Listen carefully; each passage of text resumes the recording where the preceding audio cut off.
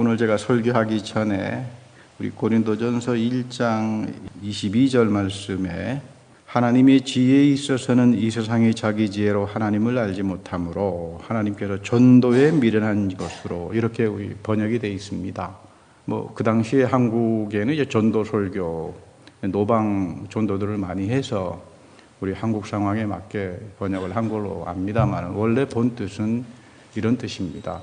너희들에게 있는 어리석어 보이고 미련한 것으로 들리는 설교를 통해서 하나님을 구원한다. 그런 뜻입니다. 원래 영어 원전을 읽어보면. 그 다음에 누가복음장에 보면 70인이 기뻐하며 돌아와 이렇게 말하는데 70명이 아닙니다. 72, 72명입니다. 72인이 이렇게 번역하면 좋았는데 이 원전에는 72, 72명의 예수님 제자입니다. 그러니까 여러분 예수님 제자는 12명만 있었던 것이 아니라 72명도 있고 또 우리 나중에 사도 바울 보면 500명 제자들에게 부활하신 주님이 나타나기도 하고 그러니까 우리가 꼭 제자를 12명으로 여러분 국한해서는 안 됩니다. 자, 대략 이 정도 우리가 본문에 대한 원문 비평을 하고서 제가 설교를 하겠습니다. 마티라고 하는 교수님 한 분 계세요. 우리 ELCA 교단에 속해 있는 분인데 미국 최대 학자 가운데 한 분입니다. 근데 이제 이분을 만나보면 깜짝 놀라는 게 어떤 학자로서의 면모보다는 어린아이 같아요. 항상 즐겁습니다. 연세가 80이 넘어가시는데 항상 웃고 어린아이 같아요. 이분 만나보면. 책을 한 100여 권 정도 썼기 때문에 다작을 내는 사람들은 일반적으로 영양가가 없다 그러잖아요. 그런데 이제 이분 책 한 권 한 권을 읽어보면 키 깊어요. 통찰이 대단합니다. 그래서 참 이분이 대단하구나. 저 같은 사람은 와서 설교하면서 자꾸 반복이 되잖아요. 이분은 반복되는 거 없어요. 100권의 책 속에서 끊임없이 어떤 새로운 주제를 가지고 통찰력을 가지고 글을 쓰시는데 참 놀라운 분입니다. 그런데 제가 이분을 존경하는 이유는 신학자보다는 이 목회와 교회를 참 사랑하는 분이에요. 최근에 이제 이번 주에 제가 이분의 대학 강연을 들으면서 참 설교의 은혜를 받았습니다. 이분이 이제 대학에서 교수와 교목 일로 이제 일을 하실 때 어떤 사람이 찾아와서 대화를 나누자고 해요. 대화 중에 자꾸 성경 이야기를 하고 기도의 이야기를 해서 마티 목사님이 물었습니다. 당신 교회 다니십니까? 기독교인입니까? 하고 물었더니 갑자기 두리번 거리더니 가까운데 이렇게 와서 귓속말로 아주 비밀스러운 이야기를 합니다. 선생님, 저는 영성이 깊은 사람이어서 교회 같은데 안 다닙니다. 그리고 저는 항상 선행과 봉사를 많이 하기 때문에 저는 영성 생활이 아주 좋은 사람이거든요.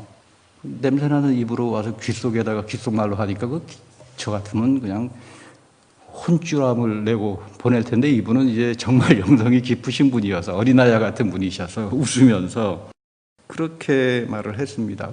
당신이 영성이 깊은지 하나님이 당신을 사랑하는 사람인지 당신이 하는 선행과 봉사가 하나님께서 과연 마음에 합한 건지 그거 어떻게 합니까?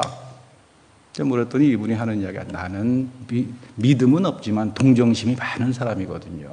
여러분 동정심이 없는 것보다는 있는 게 더 좋은 겁니다. 동정심이 심해지면 감정주의가 되죠.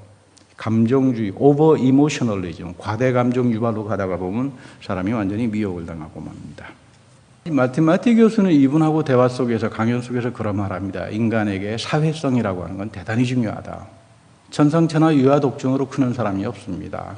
가정에서 자라고 가정에서 교육을 받고 학교에서 교육을 받고 이 교육이라고 하는 건 공부 잘하기에서라기보다는 사회성입니다.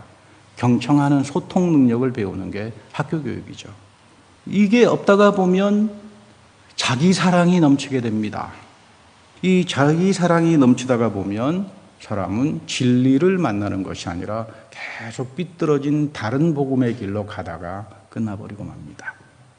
그래서 마티 선생님이 그분에게 이런 말을 해요. 소크라테스라고 하는 사람이 있는데 이 소크라테스라고 하는 사람은 우리가 잘 알다시피 인문학과 사회철학의 아버지와 같은 사람이죠. 근데 이분이 활동하던 당시에 이 소피스트라고 하는 그룹들이 있었습니다. 궤변론자들입니다. 궤변론자들. 이 사람들이 아테네 도시에 와서 궤변을 늘어놓으면 도시가 시끄러워요. 혼란에 빠집니다. 이 궤변주의자들의 이야기는 이겁니다. 진리 없어. 너 마음이 깊으면 그게 진리야. 이른바 상대주의 또는 관점주의라고 하는 말로 오늘 다시 궤변주의자들이 나타납니다만, 너 마음에 들면 그게 진리지 무슨 진리가 객관적인 거냐, 말 같지도 않은 소리 하지 마라. 그러다가 보니까 젊은 청년들이 궤변자들의 말을 듣고는 탈사회적으로 됩니다. 그거 내 멋대로 하면 되는 거지. 그리스의 법이 뭐가 필요 있어. 내가 내 마음대로 하면 그게 다 진리가 되는 거지. 그래서 이제 소크라테스의 위대한 점이 여기서부터 출발합니다. 그러니까 진리는 객관적인 거다. 그래서 이 사람 맨 처음 이야기가 너 자신을 알라. 너가 항상 틀릴 수 있다는 것을 아는 게 철학의 공부입니다. 그러니까 철학이라고 하는 건 인문사회계에서도 항상 자기 반성을 하죠. 내 생각이 틀릴 수 있구나. 객관적인 진리 앞에서 내가 늘 자기를 돌아봅니다. 근데 원래는 너 자신을 알라라고 하는 말은 이 소크라테스의 말이 아니라 그 당시 많은 아테네 시민들이 찾아가는 델피 신전의 그 입구에 쓰여진 말입니다. 원래 뜻은 너 자신을 돌아보라 이 말입니다.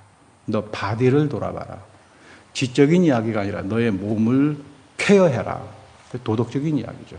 나를 케어하는 사람들, 지식이 있는 사람들은 자기를 케어한다. 도덕적으로 산다 이 말이에요. 아니 우리 주변에 공부는 많이 한 분인데 삶은 아주 엉터리 같은 사람들 만날 때 있잖아요. 그 지식이 미혹당하는 거죠. 적어도 세상에서도 안다라고 하는 것은 자기를 돌아보는 반성, 그리고 도덕과 윤리 속에서 남에게 해를 끼치지 않고 살아가는 이 정도의 태도는 말합니다. 그런데 성경은 좀 다르게 말합니다.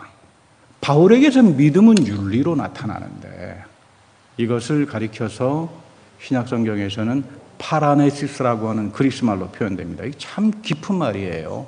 이해하기 참 쉽지 않습니다. 파라네시스. 이 믿음이 내 안에서 자라기 시작하면 파라네시스로 간다. 하나님께서 다시 말하면 의로운 선행이요 의로운 봉사로 여겨주는 행동입니다. 여러분, 우리가 신앙생활하면서 행동 안 하는 사람 없습니다. 선행 안 하는 사람 없습니다. 그렇잖아요. 여러분 다 선행이고 다 인간은 원래 행동적인 존재죠. 주여 주여 하는 자마다 그런 사람 없습니다. 다 행동하게 돼 있어요. 근데 그 주여 주여 하는 자마다 나오는 게 엉터리로 나오니까 이게 문제가 되는 겁니다. 그렇잖아요. 사람은 원래 행동하는 존재입니다. 근데 이 행동이 남에게 해를 끼치면서 주여 주여 한다. 내가 하는 행동이 나에게 아주 상처를 주면서 주여 주여 한다. 그건 위선자들밖에 안 되는 거죠.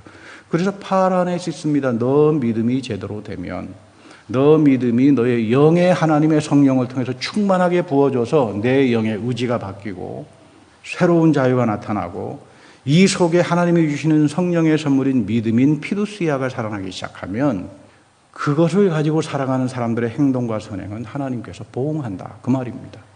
또 성경에는 그 세상 사람들이 위대한 선행을 했다, 위대한 봉사를 했다고 대단하구나. 그런데 관심도 없고 그런 말 쓰지도 않습니다. 내가 하나님 앞에서 어떻게 바른 사람으로 살아갈 거냐. 도덕과 선행을 선하신 분은 하나님 한 분밖에 없어요. 이 하나님의 선하심과 하나님의 의로우심 앞에 나는 어떻게 의로운 자로, 내 믿음이 어떻게 의로운 믿음으로 여기면서 살아갈 수 있을까? 이것을 다른 말로 바울은 디아코니아라고 하는 말로 쓰는 겁니다. 디아코니아라고 하는 말은 원래 뜻이 노를 같이 젓는다 이런 뜻이에요. 누구는 목회자로, 누구는 장로로, 누구는 성별된 집사 권사로 불림을 받아서 교회의 주인이 되시는 그리스도의 한 분만 같이 섬깁니다. 그러니까 여러분들은 저와 함께 노를 젓는 분들이잖아요. 이게 디아코니아예요. 같이 노를 저어서 끊임없는 주님의 은혜와 선물로 채워지기 때문에 자기의 선행과 봉사는 기억하지 않습니다. 이게 여러분 디아코니아예요. 그래서 여러분 기독교 안에서 선행이라고 하는 게 이렇게 어려운 겁니다. 하나님께서 우리의 중심을 보신다. 너의 선행과 봉사가 하나님께서 아름다운 것이 되고 하나님이 그거에 은밀히 보응하는 거라면 너희들은 너가 한 선행을 기억하지 마라. 이게 이 차원으로 들어가는 게 믿음의 세계죠. 오늘 특별히 구약의 본문에서 사울이라고 하는 사람을 만납니다. 이 사울은 처음은 시작은 참 좋았지만 마지막은 결단이 납니다. 왜 그랬을까? 이에게 신약 성경적으로 표현하면은 믿음과 디아코니아가 사라져버립니다. 처음의 시작은 좋았지만 왜 마지막은 이처럼 비참하게 끝났을까? 오늘 만나는 사울은 인물이 아주 잘난 사람입니다. 키도 크고 또 육체적으로도 그렇지만 영적으로는 좀 빈약했던 사람이에요. 우리가 카리스마란 말 씁니다만 오늘 성경 공부 시간에 카리스마가 카리스, 은혜에서 나온다. 은혜라고 하는 말은 여러분들에게 권능으로 나타납니다. 내가 하나님의 은혜를 체험해서 이 권능으로 나타나지 않는 사람은 그건 엉터리 은혜예요. 카리스, 카리스마. 하나님은 끊임없이 카리스를 부어줍니다. 우리에게. 예배를 통해서, 설교를 통해서, 성만찬을 통해서 끊임없이 여러분들에게 카리스를 통해 주는데 이게 세상에 나가서 왕 같은 제사장으로서의 카리스마로 나타나지 않으면 이거 다스림이죠. 여러분들이 사는 삶 속에 다스림은 평화입니다. 평화가 나타나고 용서가 나타나고 세상을 다스리는 카리스마로 나타나지 않으면 뭐 아무런 내 은혜 받았다고 그러지만 아무런 의미가 없죠. 여러분들이 교회에서 선별을 받으면서 받는 기름 부음의 은혜 속에는 하나님의 카리스마가 너희들과 함께 하겠다라고 하는 약속의 징표가 있어요. 여러분 교회에서 선별을 받으신 분들은 이거 대단히 중요하게 생각해야 합니다. 오늘 본문에 보면 하나님은 이 기름을 부어주셔가지고 카리스를 부어주셔가지고 사울에게 세 가지 은혜의 징표를 줍니다. 이 징표라고 하는 것은 눈에 나타나는 가시적인 사건이에요. 마음의 감동을 받고 이런 감정적인 차원을 넘어서서 사건 속에서 하나님께서 나를 카리스를 부어주시고 기름 부음을 통해서 하나님의 영적 권능을 가지고 살아갈 수 있도록 카리스마로 인도하시는구나. 이걸 깨닫기 위해서 주어지는 게 은혜의 징표입니다. 지금 보니까 내가 어디 가다가 보면 너가 걱정하는 암나기를 찾은 사람이 나올 거다. 사건 속에서 은혜의 징표를 얻는 거죠. 그 사람 보니까 정말 만나게 돼요. 저 사무엘 선생님이 진짜 하나님의 사람이로구나. 이렇게 가시적인 사건에서 나타나는구나.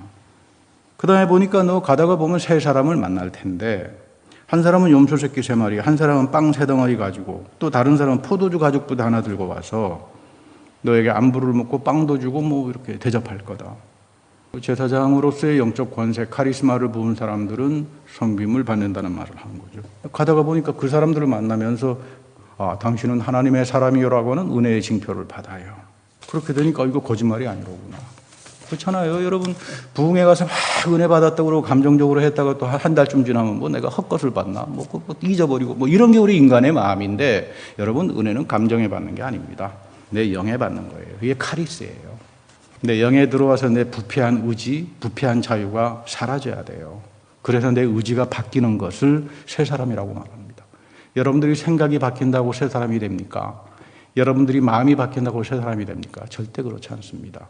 여러분들 영 속에 담겨지는 의지, 이 부패한 의지가 하나님 앞에서 바뀌지 않으면 우리는 새 사람 못 됩니다. 그래서 성경에서 제일 어려운 게 순종이에요. 순종은 나의 의지의 행사거든요. 내가 언제 하나님처럼 되려고 하는 자기 숭배의 사람들이 원죄를 다 가지고 있는데 이게 쉽게 되겠습니까? 어렵습니다. 하나님께서 사울을 이렇게 은혜의 징표로 인도하시면서 새로운 존재로 만들어가는 겁니다. 그래서 사울은 내가 구원의 확신이 있다. 하나님이 나에게 기름을 부어주신 은혜에 대한 확신이 있구나. 믿음에 대한 확신을 갖게 되는 거죠.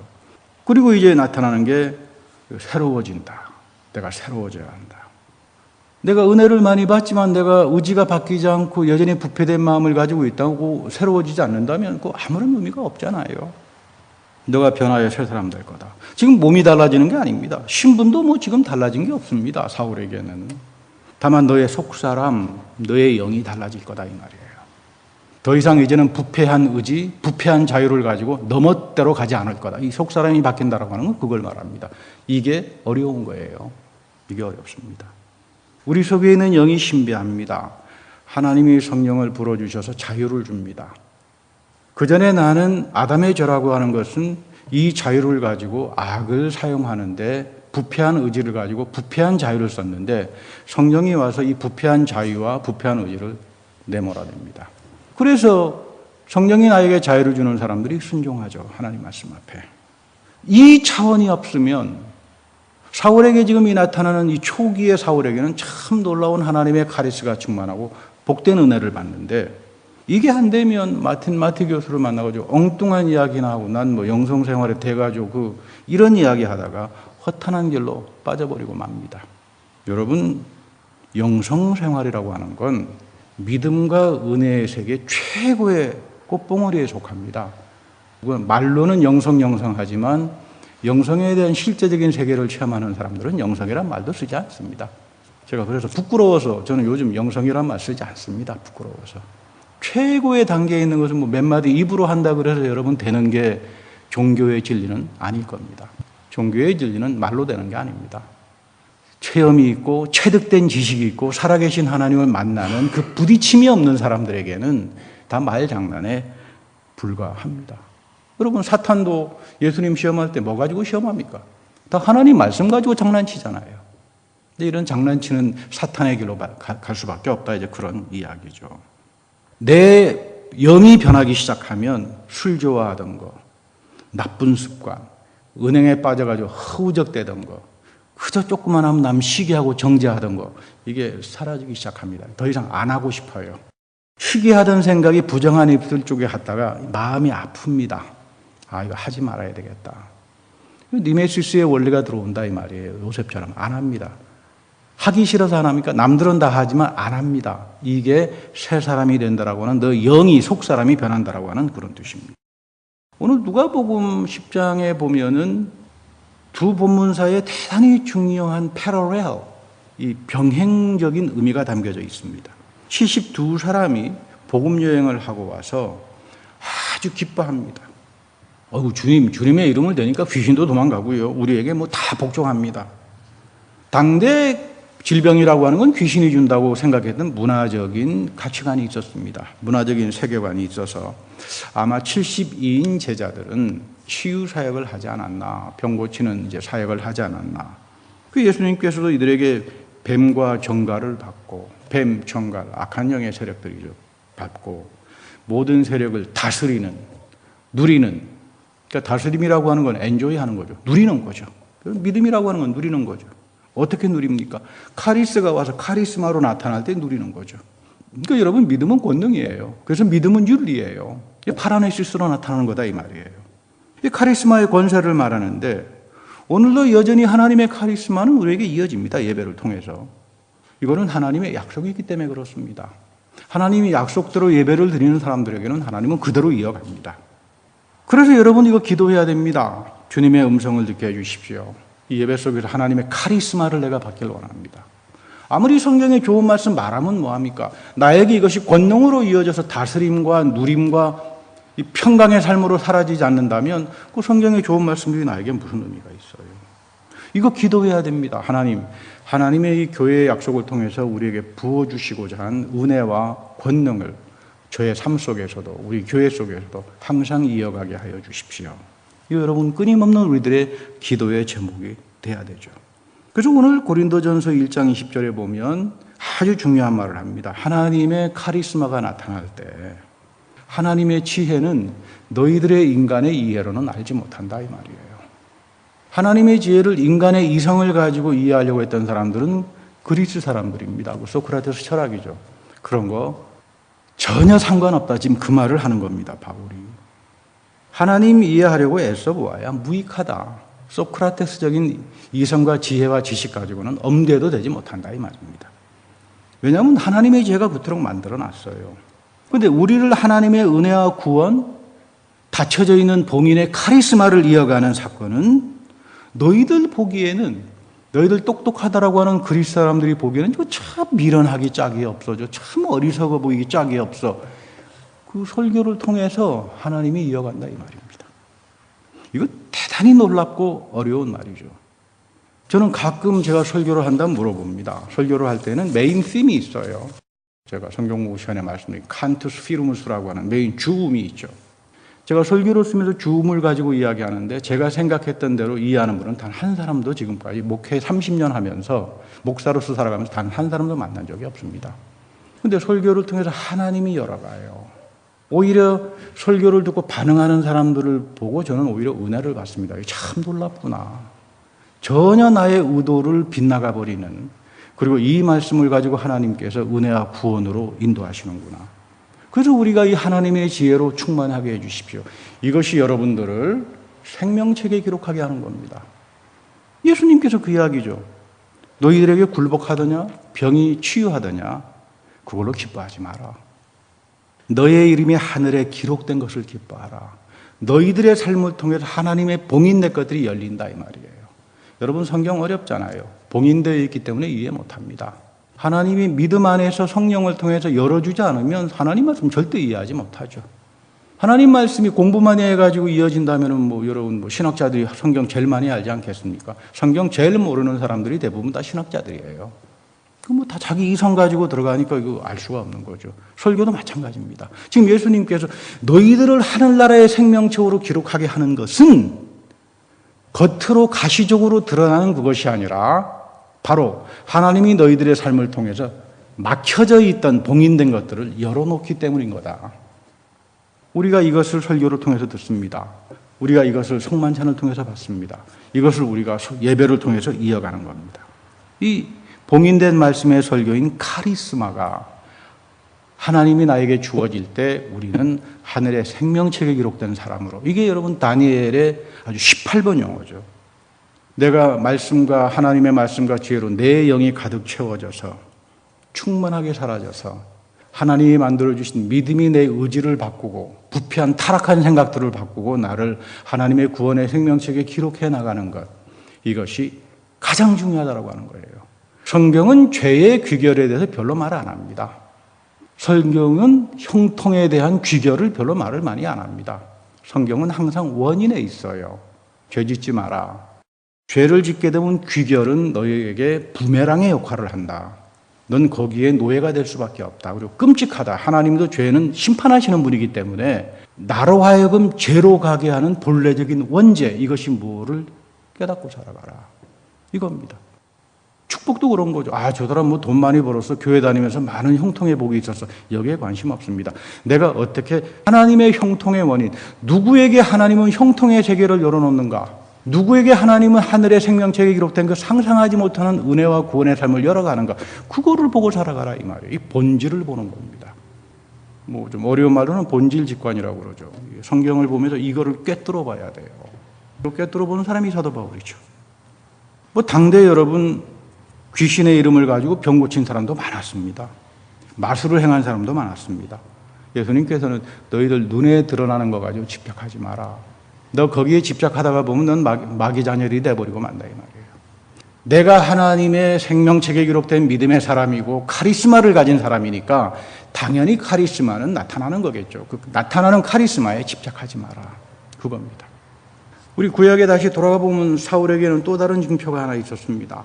내 자신이 변화되는 것에 대한 징조입니다. 내가 변화했다고 그래서 사람들이 당신 변화하지 않았어? 그러면 그건 아무것도 아니죠. 그렇지 않습니까? 여러분들, 목사님, 나 많이 변했어요. 변하긴 뭘 변합니까? 그대로인데. 이러면 이거 참 허탄하잖아요. 목사님, 난 참 영성 생활에 대가인 사람이거든요. 별로 교회는 안 나오지만. 그러면 제가 뭐라고 할 말이 없습니다. 내가 변하면 누가 봐줘야 됩니까? 내 와이프가 봐줘야 되고, 주변의 사람들이 당신 참 변했군. 이렇게 말해야지. 제가 가끔 내가 많이 변했다는 말을 합니다. 이거는 여러분, 우리 목사님이 좀 농담으로 하시는 말씀이로구나. 이렇게 생각하면 됩니다. 여러분들 봤을 때 목사가 여러분들 참 많이 변했습니다. 그게 축복이죠. 그런 겁니다. 근데 오늘 선지자의 변함의 징표가 있어요. 가시적으로 드러난 징표가 지금 예언자의 무리 속에 있습니다. 이 사람들은 하나님의 말씀을 연구합니다. 하나님 말씀을 외우고 성령에 충만해서 이 말씀을 설교합니다. 선포하죠. 그 당시는 이 성경책이 없었잖아요. 그러니까 성경책이 없었던 시대의 예언이라고 하는 건 설교입니다. 말씀을 연구하고 쪽 성경으로 내려오는 두루마기에 쌓여서 내려오는 성경을 읽고 외우고 그 말씀을 듣고 기도하고 성령을 체험해서 사람들에게 선포하는 거죠. 이게 설교죠. 이런 행위를 우리가 예언이라고 부르기도 합니다만은 사실은 설교예요. 예언은 설교입니다. 여러분들이 설교를 통해서 봉인된 세계가 열리고 귀가 열리는 사람은 정말로 복된 사람들이에요. 그래서 예수님께서도 귀 있는 자가 듣는다라고 합니다. 여러분 기도해야 됩니다. 하나님 나의 귀를 열어주십시오. 내 영을 열어주시고 내 귀를 열어주십시오. 하나님 말씀 먼저 듣고 여기에서 하나님의 세계, 하나님의 지혜가 열어주시는 그 세계를 향해서 내가 살아가게 하여 주십시오. 지금 사울에게도 그 사건이 나타나는 겁니다. 하나님의 영이 임합니다. 말씀에 취해서 설교를 합니다. 예언을 하는 거죠. 그래서 그는 거듭납니다. 우리 사울이 언제 예언자였느냐? 카리스마의 사람이라고 하는 거죠. 왕으로 살아가려면 하나님께서 그 삶을 예비해 주시는 거예요. 징표로. 저 사람은 권능의 사람이구나. 하나님께서 같이 하는 사람이로구나. 그 다음에 마지막 하나 더 있습니다. 시기를 기다려라. 하나님은 영원한 시간을 가지고 계시고 영원성이기 때문에 우리가 갖고 있는 시간성하고는 맞지가 않아요. 그렇잖아요. 하나님의 영원성을 내 시간적인 판단 가지고 어떻게 이야기를 하겠습니까? 그래서 기다리라고 해요. 하나님의 영원성이 너에게 들어올 때, 그게 카이로스라고 그러죠. 우리가 흘러가는 시간, 이 시간 속에는 하나님은 들어오지 않습니다. 하나님이 약속한 것을 내 시간 속에 들어와서 그 영원한 세계를 열어주는 그 시간. 그래서 믿음의 사람은 기다리는 사람이에요. 여기서 실패합니다, 사울이. 처음에는 기다리라고 하니까 기다렸어요. 순종하는 마음이 있었죠. 여러분 누가 기다립니까? 하나님 말씀을 향해서 귀가 열린 사람들이죠. 귀가 열린 사람들이 순종하겠죠. 그런데 훗날 가다가 보면 못 기다려요. 이것이 사울의 운명을 결정하는 겁니다. 결국 사울은 자기 공적비를 세웁니다. 하나님 앞에서 내가 하나님처럼 되겠다. 아담의 원죄가 그대로 나타나죠. 자기 공적비를 세웁니다. 사무엘은 하나님의 은혜를 기억해서 에베네젤의 하나님을 기억해서 하나님을 기르는 공적비를 세웠는데 사울은 자기 공적비를 세웁니다. 자기 숭배죠. 자기 숭배가 우상 숭배로 가는 거죠. 그래서 이 사람은 점치는 자리로 떨어지고 마는 겁니다. 우리가 신앙생활하면서 사울을 본보기로 잡아야 됩니다. 하나님께서는 여러분들을 부르셔서 충만한 은혜와 카리스마로 넘치게 여러분들을 인쳐주시는데 여전히 내 영이 새로워지지 않고 부패된 자유와 부패된 의지를 가지고 살아가다가 자기 숭배를 하다가 보면 결국 여러분 사울처럼 버림받습니다. 이 사울의 이름을 가진 사람이 바울이었죠. 바울은 다메섹에서 그리스도를 만났습니다. 그러나 그는 평생 주의 이름을 사랑하면서 갔던 그 길을 걸어갔습니다. 우리에게 담겨져 있는 사울의 부패한 원죄가 다윗 안에서 그리스도와 함께 그리스도의 종으로 살아갈 때 진정 하나님의 역사와 하나님의 이어지는 축복들이 나타납니다. 그 왜 나에게는 하나님의 카리스마가 이어지지 않을까? 여러분들이 내 마음이 여전히 원죄의 자리에 부패한 마음을 가지고 있는데 이것을 성경은 죄라고 말합니다. 죄를 모르기 때문에 사람들은 회개를 안 합니다. 그래서 사울은 마지막 회개에 실패하고 맙니다. 여러분 이 한 해 우리가 그리스도와 동행하면서 항상 하나님이 주시는 은혜를 사모하고 하나님 더 이상 내가 하나님처럼 되려고 하는 자기 숭배, 자기 중심, 자기 착각, 자기 미몽에 빠지지 않고 살아가게 해주십시오. 늘 주님이 주시는 은총의 은혜를 입고 살아가게 해주십시오. 그 빛을 받으며 살아가게 해주십시오. 이런 삶을 통해서 여러분들에게 하나님의 넘치는 은혜가 끊임없이 이어지는 그런 복된 은혜의 사람이 되기를 축복합니다. 다 같이 기도하겠습니다. 주님, 하나님 앞에서 항상 깨끗하게 서게 하시고 하나님 말씀 앞에서 거울 비춰보듯이 주님의 말씀을 경건하게 대하고 존중하는 태도를 허락하여 주십시오.